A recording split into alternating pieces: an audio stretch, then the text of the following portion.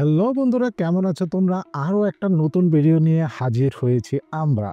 আমি ভাবছি সামনে বিভিন্ন ধরনের লোকাল খাবারগুলো তোমাদের সাথে শেয়ার করব এবং আজকে তাই সিরাজগঞ্জের এই বিখ্যাত চিংড়ি মাছ দিয়ে মূলা শাক দিয়ে পিটুলি রান্না করে দেখাবো। এই রান্নাটা বানাতে অনেক ধরনের প্রক্রিয়া ফলো করতে হয় এবং খেতে কিন্তু ভীষণ মজার। চলে যাই মূল রেসিপিতে। এখানে আমি অনেকগুলো মূলা শাক নিয়েছি।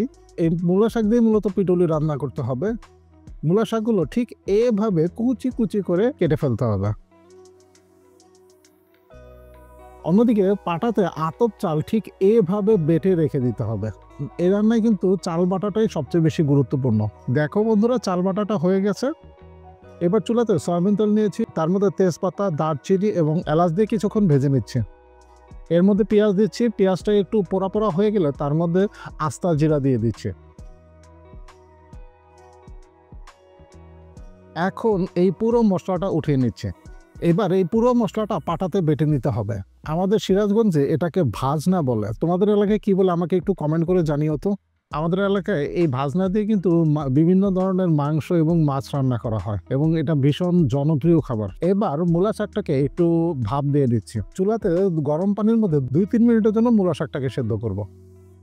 এখন কড়াইতে তেজপাতা এবং পেঁয়াজ ভেজে নিচ্ছি। এর মধ্যে সামান্য পানি দিয়ে তার মধ্যে আদা রসুন বাটা, এর মধ্যে হলুদের গুঁড়া, ধনিয়ার গুঁড়া, মরিচের গুঁড়া, পরিমাণ মতন লবণ দিয়ে কষিয়ে নিচ্ছে। এখন এর মধ্যে ছোট ছোট চিংড়ি মাছ দিয়ে দিচ্ছে। এই চিংড়ি মাছ দিয়ে বেশ কিছুক্ষণ রান্না করতে হবে এবং এটাকে অল্প অল্প পানি দিয়ে কিছুক্ষণ কষিয়ে নিতে হবে। এখন এর মধ্যে মূলা শাক দিয়ে দিচ্ছে। অল্প অল্প পানি দিয়ে মূলা শাক দিয়ে এটাকে ভালোভাবে কষিয়ে নিতে হবে। কষানো হলে তার মধ্যে পানি দিয়ে দিচ্ছে। পানি দেওয়ার পরে ঢেকে অনেকক্ষণ রান্না করতে হবে। শাক এবং চিংড়ি মাছ পুরোপুরি রান্না হয়ে গেলে এর মধ্যে চালের গুঁড়াটা দিয়ে দিচ্ছি। আমি চালের গুঁড়ার মধ্যে একটু পানি মিশিয়ে পাতলা করে নিয়েছিলাম, সেটা দিয়ে দিচ্ছি। এবার ভাজনা বাটাটাও এর মধ্যে দিয়ে দিচ্ছি। ভাজনা বাটাটা ভালোভাবে মেশানোর সুবিধার্থে ভাজনা বাটাও আগে পানি দিয়ে মিশিয়ে পাতলা করে নিয়েছি। আরও বেশ কিছু রান্না করার পরেই তৈরি হয়ে গেল দারুণ মজার সিরাজগঞ্জের বিখ্যাত পিটুলি। এই খাবারটা কিন্তু ভীষণ সস্তা খাবার এবং আমাদের সিরাজগঞ্জে এই খাবারটা কিন্তু ভীষণ জনপ্রিয়।